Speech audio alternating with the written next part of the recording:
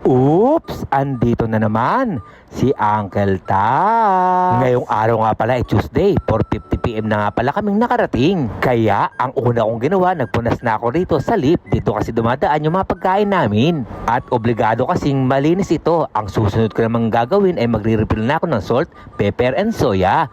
Ilalagay ko lang naman ito sa cabinet sa istasyon namin. At nang okay na, magpupunas na ako dito sa sopa. Tatanggalin ko lang naman dito yung mga alikabok at buhok para sa ganon pag umpo yung guest, hindi nakakahiya. Ito ay malinis.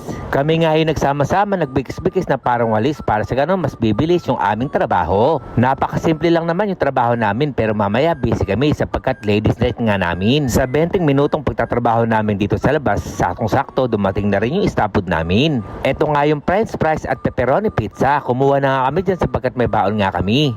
Ang ulam nga pala namin ay ginisang pechay, adobong toge at giniling. Ang una ko nga palang kinuha itong giniling. Tara muna mga uncle, samahan nyo muna kaming kumain. Unang subo po para sa inyo.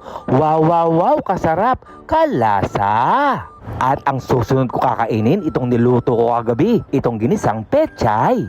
Para masustansya yung ating kain. Napakasarap talagang kumain pag may kasabay, talagang mapaparami yung kain nyo. Kaya i-comment nyo naman kung saan umabot ang bidyong ito. Kaya hanggang dito na lang. Ito po yung Uncle Tax.